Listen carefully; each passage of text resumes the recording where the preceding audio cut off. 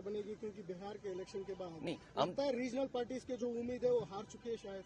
नहीं देखिए, आरजेडी आपके दोस्त पार्टी है, संगीत साथ में कांग्रेस है, आप सारे अलायंस है। बिहार के इलेक्शन आपको कहीं लगता है कि रीजनल पार्टीज के बड़ा ठोस है?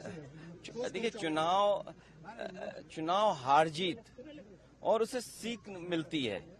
आप पॉपुलर हो सकते हैं, आपको वोट ज्यादा मिलेगा, लेकिन बीजेपी की जो मशीनरी है, बीजेपी का जो काम करने का तरीका है, बीजेपी जिन इश्यूज को लेकर के ग्रास रूट तक जाते हैं। मान लीजिए उन्होंने अब ये कहना शुरू किया है कि महिलाओं ने बहुत उन्हें वोट दिया है, विमेन वोट ज्यादा मिला है उनको, ये तो बताया जा सकता है, लेकिन आप 10,000 रुपए कब तक देंगे?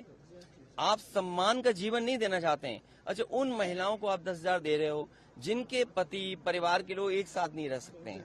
देखिए, दुख की बात यह है कि बिहार यूपी वो स्टेट है जहाँ के सबसे ज्यादा लोग बाहर जाते हैं, वो अपने परिवार को छोड़ के जाते हैं।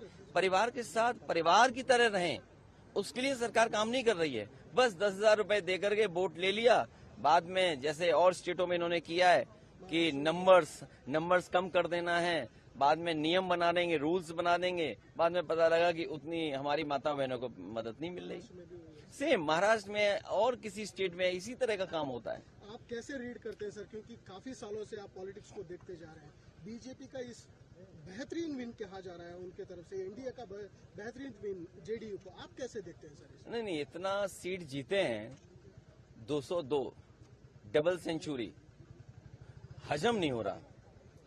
आई am not able to understand कि भाई ये रिजल्ट कैसे, अगर 202 आ सकते हैं तो जिस स्टेट में ज्यादा सीटें हैं, तो अगर 70% 80% सीटें कोई पॉलिटिकल पार्टी जीत सकती है, तो दूसरी पॉलिटिकल पार्टी भी 90% लोगों के साथ काम करके, 90% लोगों के साथ काम कर करके, मैं समझता हूं उनसे बेहतर परफॉर्म कर सकते हैं। क्योंकि अगर ये बेंचमार्क है तो इस बेंचमार्क को तो क्रॉस करना ही करना है हमें। लेकिन सर, जिस तरह से, ये एक लास्ट क्वेश्चन सर, आप इस इलेक्शन से क्या सबक सीख सकते हैं, या टीएमसी हो, जेडीयू हो, आप मेनली आरजेडी हो, या आपके एसपी हो, एसपी तो बड़ी तगड़ी पार्टी है यूपी में, क्या एक सबक है कि किस दिशा में जाना चाहिए नेक्स्ट इलेक्शन में? यूपी में हम लोगों ने हार से ही सीखा है, और हार से ही सीखने का मौका मिलता है। जब आप बिल्कुल नीचे पहुंच जाते हैं तब आपको लगता है कि वो ऊंचाई पर कैसे पहुंचे हैं। हम हारे थे, मुझे याद है हमें 5 सीट मिली थी, मैं सरकार नहीं बना पाया, और उसके बाद डबल इंजन, उन दोनों डबल इंजनों को हमने हराया, और ऐसी ऐसी सीटें वो हारे हैं अभी भी शायद वो कल्पना नहीं कर सकते। अभी बिहार की जीत यूपी की जीत को बराबरी नहीं कर सकता।